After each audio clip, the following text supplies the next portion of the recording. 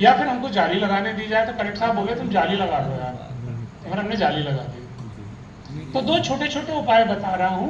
कुओं को पुनर्जीवित करना आवश्यक है।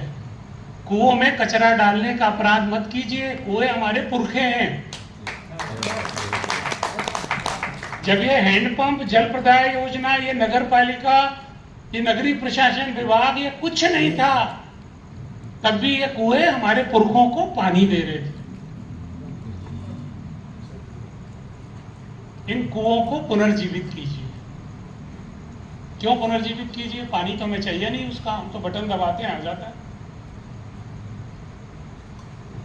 धरती को बुखार है, धरती का माथा नहीं तप रहा, धरती का पूरा अंग जल रहा है, पूरा शरीर जल रहा है।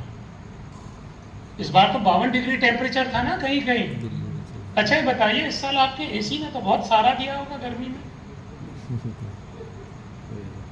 या फूटे तो नहीं ना कुछ?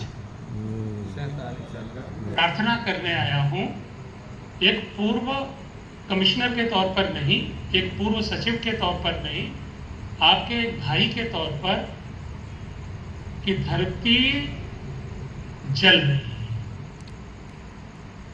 धरती को बुखार है। अगर आप थर्मामीटर लगा देंगे तो पारा बाहर आ जाएगा, इतना ज्यादा बुखार है।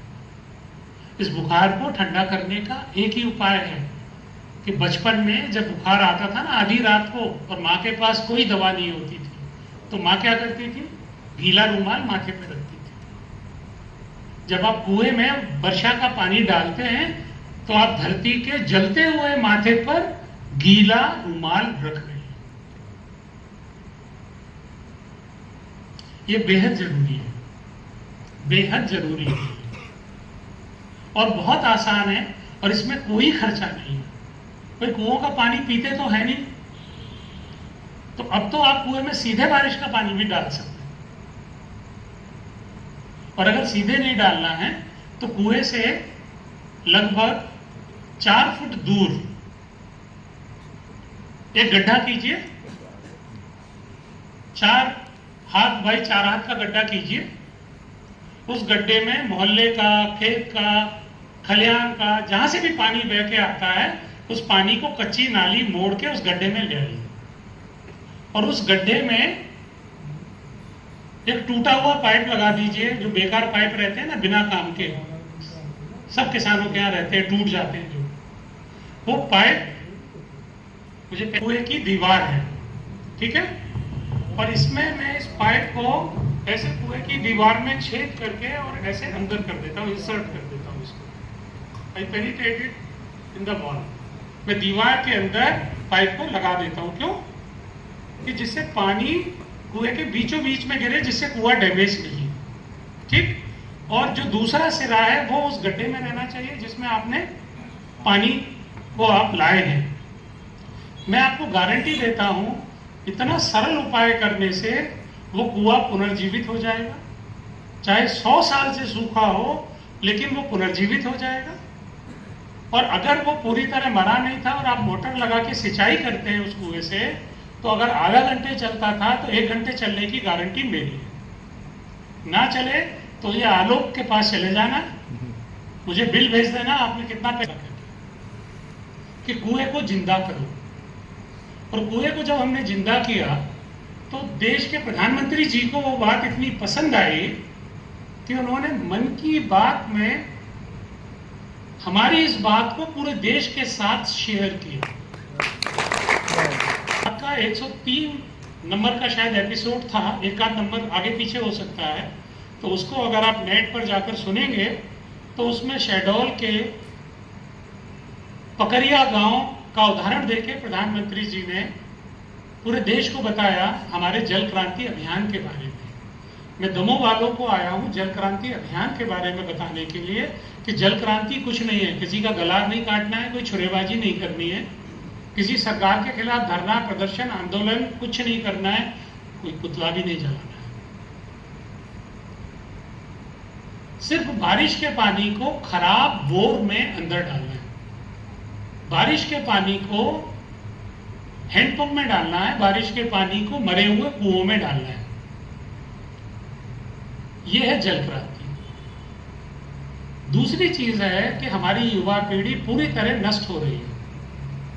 और युवा पीढ़ी नहीं, अब तो मैं देखता हूं बचपन नष्ट हो रहा है। 3 महीने का बच्चा अगर मोबाइल नहीं दो तो खाना नहीं खाता। 6 महीने का बच्चा। सही कह रहा हूं कि गलत कह रहा हूं? सही है।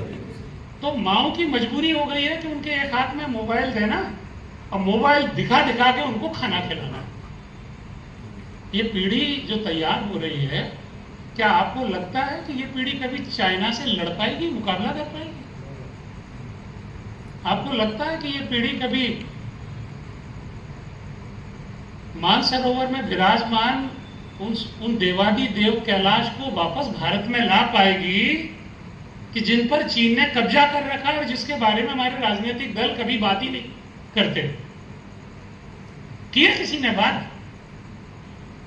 बताइए। मानसरोवर में हमारे सबसे बड़े देवता चीन की कैद में हैं। किसी ने यह तथ्य आपके ध्यान में लाया क्या? किसी मंच पर, किसी गोष्ठी में, किसी समारोह में ये मुद्दा उठा क्या? शिवरात्रि पे व्रत तो सभी करते हैं ना। अगर आप चाहो ना चाहो चाइना से आपको भिड़ना पड़ेगा, ये आपकी चॉइस नहीं है। आप नहीं भिड़ोगे तो वो तो भिड़ ही रहा है, तो भागोगे कहां तक? और 140 करोड़ लोग कहां भागेंगे? 1-2 आदमियों को बताइए, क्या दमों में यह काम नहीं हो सकता? फुटबॉल क्रांति खेले फुटबॉल। मैंने एक सपना देखा है कि रोज शाम को जब 4 बजे, तब मध्य प्रदेश के करोड़ों बच्चे फुटबॉल लेकर खेल मैदानों में उतर रहे हैं। और यह संभव है, ये आप कर सकते हो। और आपको देश भर की चिंता करने की जरूरत नहीं है। मैंने भी देश की चिंता नहीं की, मैंने केवल अपने, जहां मैं कमिश्नर था, उस संभाग की चिंता की कि मेरे संभाग में हर स्कूल में फुटबॉल टीम बनवाई मैंने, हर नगर पालिका के हर वार्ड में बनवाई, हर ग्राम पंचायत में मैंने फुटबॉल टीम बनवाई। ये आप भी तो कर सकते हो। कोई साधारण सरपंच भी कर सकता है, कोई साधारण पार्षद भी कर सकता है। प्रधानमंत्री के लिए पूरा देश भारत है, मुख्यमंत्री के लिए उसका प्रदेश भारत है, पार्षद के लिए उसका वार्ड भारत है, कलेक्टर के लिए उसका जिला भारत है, आपके लिए आपका मोहल्ला भारत होना चाहिए। तो मुझे उम्मीद है कि आप लोग ये कोशिश करें, सबसे गरीब आदमी का बच्चा भी फुटबॉल खेल सकता है, कोई संसाधन नहीं चाहिए, खेलते आ रहे हैं सदियों से। और फुटबॉल में एक देश के तौर पर हम पता नहीं 150वें नंबर पर हैं कि 140वें नंबर पर हैं। अगर गांव-गांव में, गली-गली में फुटबॉल होगी तो मुझे नहीं लगता कि 10 साल से ज्यादा लगेगा वर्ल्ड चैंपियन बनने में। तो मैं फुटबॉल क्रांति के बारे में कहने आया हूं कि जब बच्चा 2 घंटे फुटबॉल खेलेगा ना, 2 घंटा तो बहुत होता है। जिन्होंने खेली उन्हें पता, 40 मिनट में, 20 मिनट में तो प्राण निकल जाते हैं। और अगर रोज शाम को अगर लाखों बच्चे फुटबॉल खेलेंगे तो आप मानकर चलिए कि उतनी देर वो मोबाइल से दूर हो रहे हैं, प्रदूषण से दूर हो रहे हैं। और जो घृणित सामग्री देखकर वो वारदातें करते हैं, उन वारदातों की संख्या में भी कमी आएगी। मैं यहाँ अपने लोगों को ये कहने आया हूँ कि एक छोटा सा उपाय मैंने अपने घर में किया था और अपनी भाषा को बचा लिया। आप जानते हैं कि मैं भिंड में पैदा हुआ। अब भिंड की भाषा कोई IAS अफसर बोले तो लोग बोलेंगे गंवार है, ऐसे ही बोलेंगे ना। मुझे लगा तो मेरी भाषा तो खत्म हो जाएगी, क्योंकि मेरी अगली पीढ़ी तो सीखेगी नहीं। मेरी बेटियां तो बचपन से अंग्रेजी माध्यम स्कूलों में पढ़ती हैं, देश के टॉप स्कूलों में, तो ये कैसे मेरी भाषा को जिंदा रखेंगी। तो मैंने एक छोटा सा प्रयोग किया। मैंने अपने परिवार के साथ तय किया, पत्नी और बेटियों के साथ तय किया कि यार ऑफिस में तो जो भाषा जहां चलती है वहां बोलो, समाज में जब जाएं तो जैसे समाज में जाएं वो भाषा बोलें, लेकिन घर के अंदर जब परिवार के सदस्य एक साथ रहें तो हम केवल अपनी मातृभाषा में बात करेंगे।